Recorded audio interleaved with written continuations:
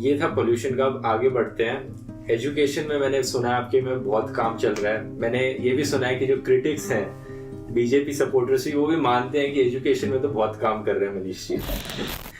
सो अभी हाल ही में UP government ने एक पॉलिसी निकाली इन्फ्लुएंसर्स के लिए कि इन्फ्लुएंसर्स उनकी गवर्नमेंट की अचीवमेंट्स को अगर प्रमोट करते हैं, उसके बारे में बात करते हैं, तो वो इन कैंपेन से अर्न कर सकते हैं अप टू 8 lakhs। अब इस पे ध्रुव राठी जी का ट्वीट आया।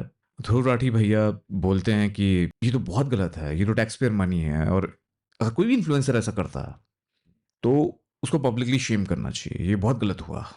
उनका एग्जैक्ट ट्वीट ये भी बोलता है कि एक लीगलाइज ब्राइबरी है, मतलब आप रिश्वत दे रहे हो लीगल ढंग से। अब जैसा आपको पता ही है, इस चैनल पे हम जो कॉमन पर्सपेक्टिव होता है या पॉपुलर पर्सपेक्टिव होता है उसको थोड़ा और डीप जाके समझते हैं, जिससे नए पर्सपेक्टिव निकले हैं। तो on the face of it Dhruv Rathee के ट्वीट को कोई पढ़ेगा, करेगा हाँ यार बिल्कुल सही है, ये तो बिल्कुल गलत है। पर इसमें कई लेयर्स हैं, उन लेयर्स के बारे में मैं आपको अवगत करवाना चाहता हूँ इस वीडियो से। तो प्लीज ढंग से इस वीडियो को देखना और अपनी ओपिनियन के लिए अपना जो दिमाग है वो पैराशूट की तरह ओपन रखना, तो आपको कई बातें और समझ में आएंगी। तो पहला आर्ग्यूमेंट मेरा ये है कि सिलेक्टिव आउटरीच क्यों क्यों हम बहुत बायस हो जाते हैं। अगर एक गवर्नमेंट करती है तो गलत है, दूसरी गवर्नमेंट करती है तो सही है, ऐसा क्यों? मैं इसलिए बोल रहा हूं क्योंकि पंजाब गवर्नमेंट ने पहले ये पॉलिसी निकाली थी, बिल्कुल सिमिलर पॉलिसी। उसमें भी 8 लाख की बात थी, उसमें भी इन्फ्लुएंसर्स की बात थी, उसमें भी यही बोला जा रहा था कि जो हमारी अचीवमेंट्स उनको ग्लोरीफाई करिए। तो जब पंजाब की गवर्नमेंट ने ये किया सितंबर में लास्ट ईयर, तब ध्रुव राठी जी को उससे कोई भी प्रॉब्लम क्यों नहीं हुई? इतना उन्होंने कैंपेन किया, बड़ा बड़ा कैंपेन, हाँ डिक्टेटर वाला कैंपेन, उन्होंने कभी इस बारे में कुछ क्यों नहीं बोला? तो सेलेक्टिव आउटरीच क्यों? अगर गलत है तो सारी जो भी पार्टी करे गलत है, और सही है तो जो भी पार्टी करे सही है। ये तो बेवकूफ बनाना हो गया, और ये बहुत खतरनाक है। मतलब अपने को राइटियस दिखा के गलत काम करना बहुत खतरनाक है। दूसरा मेरा आर्ग्यूमेंट है, मैं इस चीज को एंडोर्स नहीं कर रहा, मैं इस चीज को एनालाइज करूंगा आपके सामने। एक पॉलिटिकल पार्टी अगर इन्फ्लुएंसर्स को पैसा देती है तो ये सही है गलत है, और इन्फ्लुएंसर्स को वो पैसा लेना चाहिए नहीं? तो देखिए इसका एक फायदा है जो किसी को भी मिस नहीं करना चाहिए। सबसे बड़ा फायदा ये है कि जब भी हम किसी अच्छे काम के बारे में बखान करते हैं तो उसके रेप्लिकेट होने के चांसेस बहुत ज्यादा होते हैं। वो एक बेंचमार्क बन जाता है। जब भी कोई अच्छा काम होता है तो जब वो बेंचमार्क बनता है तो कई और लोगों से क्वेश्चंस और सवाल पूछे जाते हैं। जब हम कई बार कई और गवर्नमेंट्स को या कई और कंट्रीज को आगे बढ़ता हुआ देखते हैं, उनका इंफ्रास्ट्रक्चर अप होते हुए देखते हैं, उनको लिबरल चीजें करते हुए देखते हैं, तो हम भी वो अपने देश में वो करने के लिए सरकार को वो सवाल पूछते हैं, उनको विवश करते हैं, उसके बारे में बात करते हैं, देखो उन्होंने ऐसा किया। तो अगर कोई इन्फ्लुएंसर किसी के अच्छे काम को मार्केट कर रहा है, प्रमोट कर रहा है, तो ब्राइबरी नहीं हुई, क्योंकि उस काम को अगर आप बता रहे हो तो और लोगों को आप एक तरह से विवश कर रहे हो और फोर्स कर रहे हो कि वो भी वैसा काम कर रहे हैं। बिकॉज जो एक्सपेक्टेशन है और बेंचमार्क है वो सेट हो जाता है। जितना ऊपर वो जाएगा उतना बेंचमार्क बनेगा, जितनी उसके बारे में बातें होंगी उसके बारे में वो वैसे ही वो बेंचमार्क बनेगा, और वैसी एक्सपेक्टेशन लोगों की होती जाएगी। अगर एक जगह वो काम होता है और उन्हीं लोगों को पता है और दूसरों को नहीं पता, तो वो कुछ भी एक्सेप्ट कर लेंगे। पर अगर एक जगह काम हो रहा है और उसके बारे में सबको पता चल रहा है, तो हर गवर्नमेंट से अपनी पूछेंगे, हर एमएलए से पूछेंगे, भाई आप क्यों नहीं कर रहे हैं? तो ये बहुत बड़ा फायदा है जो कहीं ना कहीं ध्रुव राठी के एक फोर्स नैरेटिव से आपको नहीं समझ में आता। और इसलिए इस वीडियो के माध्यम से मैं वो चीज आपको बताना चाहता हूं। और मैं अब आपको ये बताना चाहता हूं कि फ्लिप साइड क्या है इसकी।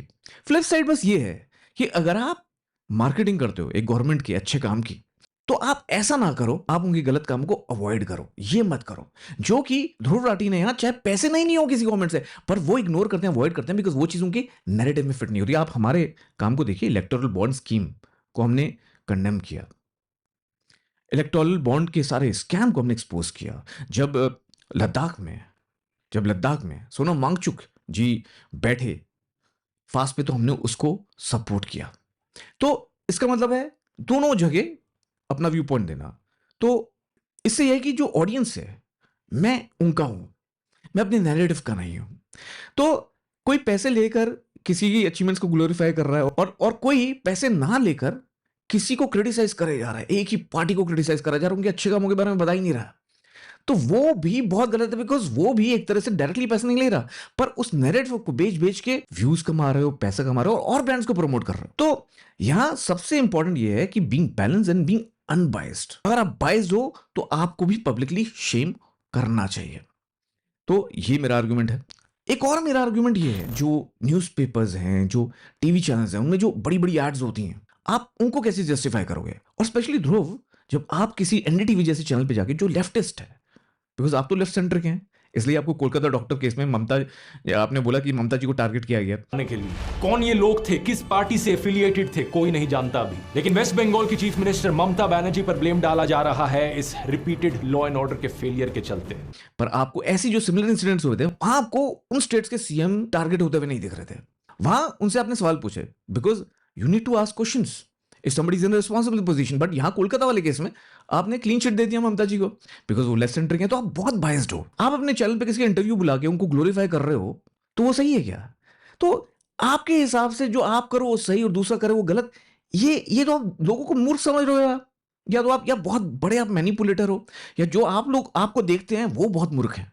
या कोई एक बात तो सत्य है, मैं आप पे छोड़ता हूं दोस्तों। आपको क्या लगता है? क्योंकि इससे बड़ी धूर्तता और इससे बड़ी शर्मनाक बात कोई नहीं है कि इस तरह से अपने आप को ठीक दिखा के लोगों को मैनिपुलेट करना और लोगों को समझना कि वो बेवकूफ हैं, और इतनी सारी एरोगेंस के साथ अपने ट्वीट्स करना, अपना सोशल मीडिया पे कंटेंट डालना क्या सही है? आपको पता है एक न्यूज़पेपर जो फुल पेज ऐड आती है बड़ी बड़ी, जिसमें लोगों के चेहरे होते हैं, वो लैक्स में होता है। 4-5 लाख रुपए एक फुल पेज ऐड की होती है मिनिमम अच्छे अखबार में।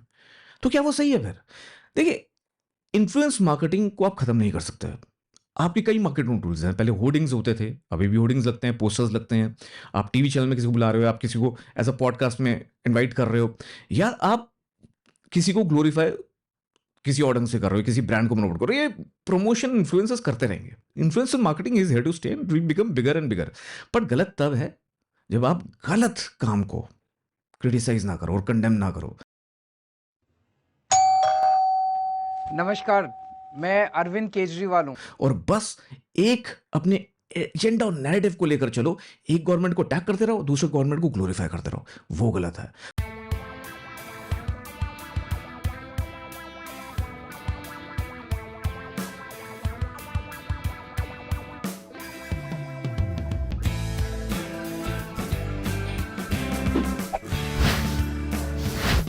तो ये था पोल्यूशन का। अब आगे बढ़ते हैं। एजुकेशन में मैंने सुना है आपके में बहुत काम चल रहा है। मैंने ये भी सुना है कि जो क्रिटिक्स हैं बीजेपी सपोर्टर्स भी, वो भी मानते हैं कि एजुकेशन में तो बहुत काम कर रहे हैं मनीष जी। पर हाँ, मुझे लगता है किसी को अगर आप ग्लोरीफाई कर रहे हो किसी के अच्छे काम को, तो वो तो अच्छा है बिकॉज वो बेंचमार्क सेट होता है। वैसी एक्सपेक्टेशन सबसे सेट हो जाती है और लोगों को भी वो रेप्लिकेट करने का मौका मिलता है, और लोगों पे भी सवाल पूछे जा सकते हैं कि अब उन्होंने किया, आपने क्यों नहीं किया। तो ये तो उल्टा अच्छा है। पर हाँ, गलत काम को इग्नोर कर देना, क्रिटिसाइज ना करना, वो गलत है।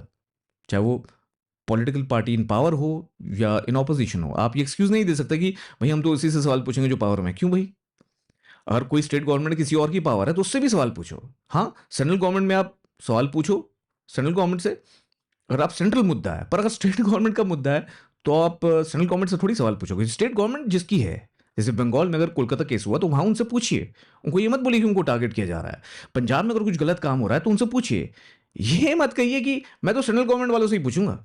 तो फिर वो सेंट्रल मुद्दे पे बात करो ना, बस आप स्टेट वाले मुद्दे उठाओ ही नहीं। या स्टेट में कोई भी हादसा होता है तो उस पर बात करो ही मत।